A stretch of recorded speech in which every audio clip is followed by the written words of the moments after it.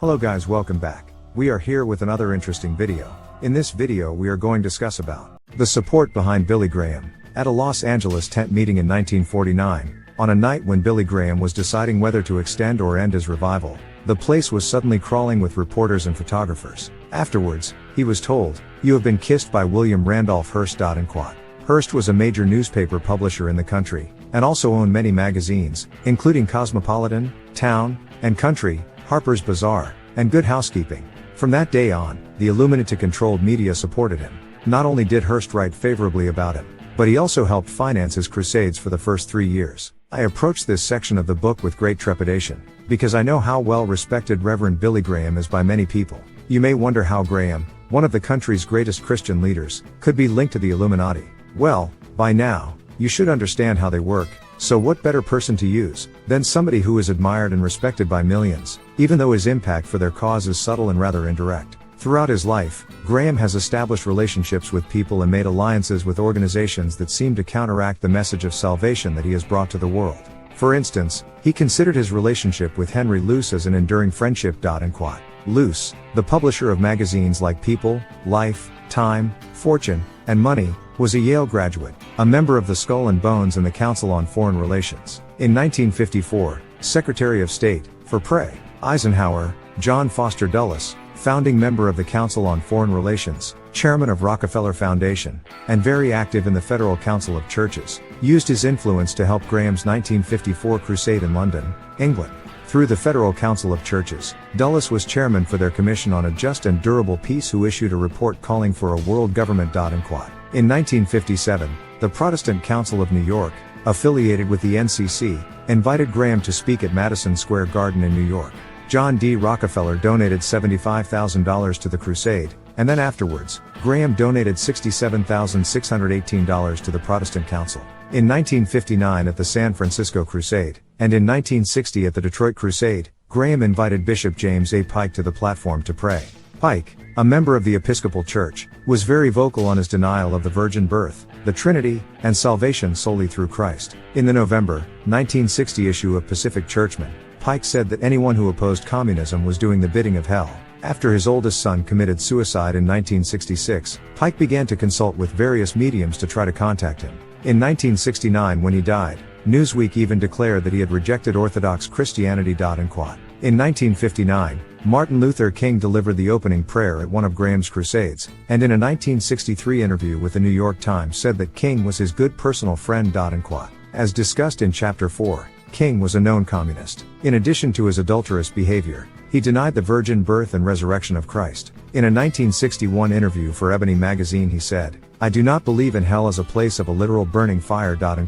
In fact, Graham's views in that regard also underwent a metamorphosis. In the July 1978 issue of McCall's magazine he said, "I used to think that pagans in far-off countries were going to hell if they did not have the gospel of Jesus Christ preached to them. I no longer believe that. I believe there are other ways of recognizing the existence of God through nature, for instance, and plenty of other opportunities, therefore, of saying yes to God." He elaborated in the book A Prophet with Honor by saying that he did not automatically consign to hell all who never heard the Christian gospel preached. In an interview in the April 10, 1983 Orlando Sentinel, Graham said in response to why many Americans didn't accept the concept of hell, "I think that hell essentially is separation from God forever. And that is the worst hell that I can think of. But I think people have a hard time believing God is going to allow people to burn in a literal fire forever."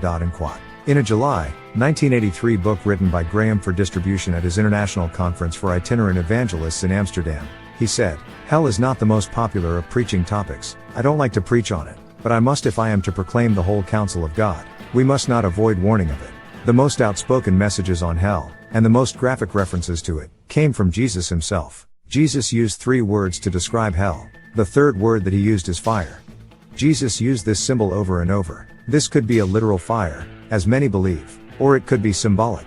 I've often thought that this could possibly be a burning thirst for God that is never quenched. What a terrible fire that would be, never to find satisfaction, joy or fulfillment. In the November 15, 1993 edition of Time magazine, he is quoted as saying, "When it comes to a literal fire, I don't preach it because I'm not sure about it." And finally, in a television interview in England he said, "I do not believe in a literal hell now." Tom Allen, a socialist from Scotland, who is a friend of Graham, said that Billy Graham has one of the most acute and social consciences of any man I ever met. Billy Graham has been the personal friend and confidant of every president since Eisenhower. Apparently Billy's bar was not raised too high, because he saw our country's leaders, as well as other political leaders, as Christians, yet their fruit did not bear that out. Even though he was a Democrat, in 1960, he wrote an article for Life magazine to endorse Richard Nixon's presidential candidacy, who was his closest friend in the political world. Henry Luce refused to publish it because of pressure from the Kennedy camp. He described President Johnson as a man whose spiritual roots are deep in Texas, and a man reared in deep religious faith that has prevailed in this Southwest country since the beginning. Graham said that Nixon held such noble standards of ethics and morality for the nation, and also said that he had given moral and spiritual leadership to the nation at a time when we desperately needed. He claimed that Nixon had a deep personal faith in God. Although he doesn't flaunt his faith publicly, I know him to be a deeply religious man. When Nixon was the recipient of quite a backlash from the American people for planning a trip to Red China, Billy Graham flew to Washington, D.C., and called a meeting at the White House of leading ministers from across the country. Both he and Henry Kissinger were able to convince them that the trip to communist China was necessary. At his May 1968 crusade, he said that there was no American I admire more than Richard Nixon. He wrote about President Ford, a Mason, and member of the CFR. I knew him to be a professing Christian, and we had several times of prayer together. He was always warm, friendly, and outgoing to me. A lot of us Christians saw him as a spiritual leader as well as a political one. In an interview with the U.S. News and World Report on May 3, 1993, he said about President Bill Clinton, pro-gay, pro-abortion, and adulterer, I am quite impressed with his charisma and with some of the things he believes. If he chose to preach the gospel instead of politics, he would make a great evangelist. His autobiography Just As I Am talks about being with Clinton on May 1, 1996, and said, it was a time of warm fellowship with a man who has not always won the approval of his fellow Christians but who has in his heart a desire to serve God and do his will. At a luncheon for 500 newspaper editors during their annual convention in Washington, D.C., Graham said that Clinton's personal life and character were irrelevant and referred to him as a man of God. He said, I believe Bill has gone to his knees many times and asked God to help him. There was a time, as reported by Parade magazine on February 1, 1981, when Graham said, communism is inspired, directed, and motivated by the devil himself. America is at a crossroad. Will we turn to the left-wingers and atheists, or will we turn to the right and embrace the cross? There was a time when he called the communists, Satan worshippers, and said in 1954, either communism must die, or Christianity must die, because it is actually a battle between Christ and the Antichrist. In May 28, 1973, the Mainichi Daily News, in Tokyo, Japan, quoted Graham as saying, I think communism's appeal to youth is its structure and promise of a future utopia. Mao Zedong's, China's communist leader, 8 precepts are basically the same as the 10 commandments. In fact, if we can't have the 10 commandments read in our schools, I'll settle for Mao's precepts. In 1977, on a trip to Hungary, a communist country, a deceived Graham talked about the religious freedom there. In May 1982, Graham was invited to speak at the World Conference of Religious Workers for Saving the Sacred Gift of Life from Nuclear Catastrophe, which was attended by 600 clergymen from around the world, which was sponsored by the Russian Orthodox Church. The Reagan administration tried to convince him not to go, fearing that he would become a victim of communist propaganda. While he was there, he said that he didn't see any evidence of religious repression, and said, there are differences, of course, in religion as it is practiced here and, let's say, in the US. But that doesn't mean there is no religious freedom. That was hardly an accurate statement concerning the religious status of the Soviet Union, an atheistic country, who at the time was still dominated by communism, and persecuted those who worshipped God. When he returned to America, Graham was asked if his views towards communism had changed, and he said, I've changed a little at this point, but I am not a pro-communist. In Franklin Graham's book Rebel with a Cause, he said that on one particular trip to Russia, Soviet government officials completely controlled his schedule, but never hindered his preaching, because Daddy never spoke against communism in his sermons. In 1957, Graham was quoted as saying that Catholicism was a stench in the nostrils of God, yet leaders in his own organization, the Billy Graham Evangelistic Association, have tried to assure supporters that Billy is not catering to the Catholic Church. In the early 1950s, Cardinal Richard Cushing, the Archbishop of Boston, said that if he had half a dozen Billy Grahams, he would not worry about the future of his church. After meeting with him in 1964, Cushing said, I am 100% for the evangelist. I have never known a religious crusade that was more effective than Dr. Graham's. I have never heard the slightest criticism of anything he has ever said from a Catholic source. In response, Graham said, I feel much closer to Roman Catholic tradition than to some of the more liberal Protestants. In 1966, he said, I find myself closer to Catholics than the radical Protestants. In 1978, Billy said, I found that my beliefs are essentially the same as those of Orthodox Catholics.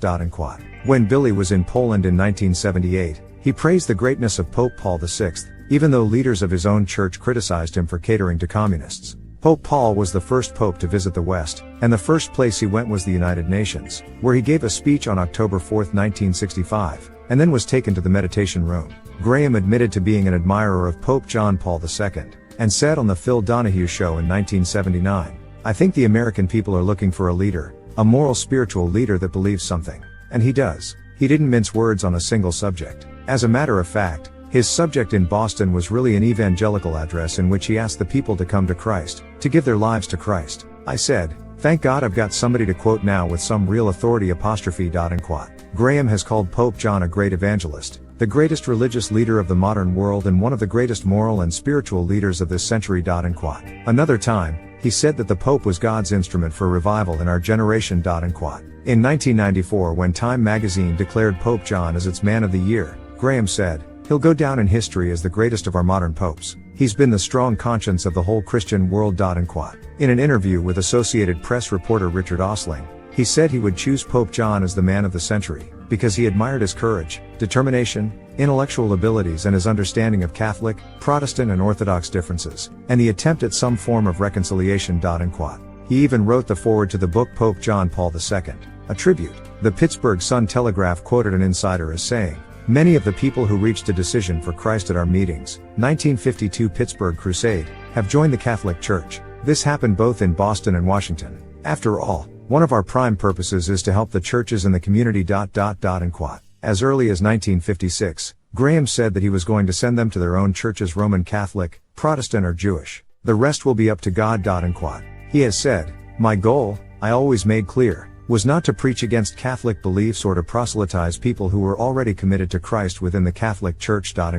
When a crusade is planned, a committee is brought together, made up of leaders from local churches. Within that group is an executive committee. Whenever someone walks down the aisle to receive salvation, the decision card is given to these leaders, and their respective churches. For instance, the committee for the 1957 New York Crusade consisted of around 120 modernists, those denying the virgin birth, Christ's resurrection, the divine inspiration of Scripture, and the existence of a literal heaven and hell, and 20 fundamentalists. The June 19, 1969 issue of the New York Times outlined as follow-up procedure. After inquirers are dealt with by counselors and cards on each are filled out, a co-labor corps sits at long tables until midnight each night counting and sorting the cards and licking envelopes that will go out in the morning mail to ministers of about 1,000 churches. The corps sifts through maps and phone books, finding the church nearest the addresses on the cards, regardless of whether or not they are liberal, conservative, Protestant, Catholic or Jewish. When he spoke at Notre Dame University, a Catholic institution, in 1977, and gave the invitation, he said, many of you want to come tonight and reconfirm your confirmation. You want to reconfirm the decision that you made when you joined the church. Nothing was ever said about the sacrificial death of Jesus on the cross, or about the repenting of their sins. He even reassured them that his purpose was not to get them to leave the church to join another denomination. In 1979, nearly 3,500 decision cards were given to the Catholic Church. The Florida Catholic indicated that in 1983, the decision cards for 600 people from the Orlando Crusade were given to the Catholic Church. About 500 names from his 1987 Denver Crusade were given to the St. Thomas More Roman Catholic Church. Graham Keith, who was the chairman of the Charlotte, North Carolina, Billy Graham Crusade Committee, told the Charlotte Observer, March 1, 1996, we have Jewish, Catholic, Protestant and other denominations represented on the committee. At this crusade, the decision cards of nearly 1,700 people answering the altar call were given to the Catholic diocese in the area. In one of his My Answer columns, in response to a Roman Catholic who was writing in regard to some of the changes going on in the Catholic Church, Graham responded by telling him not to pull out of the church. Stay in it, stay close to the Lord, and use these experiences as an opportunity to help your church be what God intends. Likewise, the counselors at his crusades are warned not to criticize the church or religious affiliation of any of the people who come forward for salvation. Despite all of the evidence to the contrary, Graham's people have denied any sort of theological wrongdoing. In 1964, an assistant to Graham, George Edstrom, wrote, "Mr. Graham has never preached in a Catholic church, and he does not agree with them in the joining of one church. If you heard this, it is nothing but false rumors." However, in 1963, he did speak at the Roman Catholic Belmont Abbey in North Carolina. Robert Firm, a member of his team, on many occasions, has informed the faithful that Graham would never compromise the gospel by consorting with Catholics, yet Firm was the one who spoke to the students and faculty before the crusade at Notre Dame, 1977. In the early 1990s, a retired missionary wrote the BGA to find out why he was sending new converts to the Catholic Church. The response from T.W. Wilson was, "I do not know where you got your information, but I'm sure you have been misinformed." As you have seen, he not only has sent converts to Catholic churches, but also to other churches who do not believe in a literal interpretation of the Bible. Billy Graham attended the initial assembly of the World Council of Churches as an observer, as well as later meetings, eventually becoming a speaker. In 1960 he attended the National Council of Churches' 50th anniversary celebration in San Francisco, where he was a guest speaker. Graham had said that one of his best friends is Jesse Bader, who was the Secretary of Evangelism for the National Council of Churches. In a speech to the NCC he said, "My wife is a Presbyterian. Her denomination is in the National Council, so perhaps I am here by marriage." In another speech on August 27, 1991 he said, "There's no group of people in the world that I would rather be with right now than you all. Because I think of you, I pray for you, and we follow with great interest the things you do. I don't speak to too many church assemblies anymore because I consider myself as belonging to all the churches. And I love everybody equally, and I have no problem in fellowship with anybody who says that Jesus Christ is Lord. This has been a great relief to me to come to that conclusion about 20-some years ago." On April 21, 1972, Billy Graham was given the International Franciscan Award by the Franciscan Friars for his contribution to true ecumenism, and his sincere and authentic evangelism. He told the U.S. News and World Report, "World travel and getting to know clergy of all denominations has helped mold me into an ecumenical being. We're separated by theology and, in some instances, culture and race, but all of that means nothing to me anymore." Even though he is a Baptist, President Bush invited him to lead various prayers at the 1989 inauguration. Graham wrote, "I protested at first, pointing out that it was customary to have clergy from other traditions participate also, often a Jewish rabbi, a Catholic priest, and perhaps an Orthodox leader. He remained adamant, however, saying he felt more comfortable with me. Besides," he added, "he didn't want people to think he was just trying to play politics by having representatives of different faiths." In 1992 the Oregonian quoted Graham in a Portland, Oregon press conference as calling for one merged church. As you can see, the Reverend Billy Graham is recognized as an ecumenical leader in the Christian community. Graham has long been a supporter of the United Nations. In his biography Just As I Am he talks about his relationship with Dag Hammarskjöld, the second UN Secretary General. In the 1950s, when I was in New York City, I would occasionally slip by to visit Dag Hammarskjöld, Secretary General of the United Nations, and have prayer with him. He was a very thoughtful, if lonely, man who was trying to make a difference for world peace, in large part because of his Christian convictions. If you remember, it was Dag, the Swedish socialist, who openly advocated communist policies, who designed the Satanic Meditation Room in the UN building.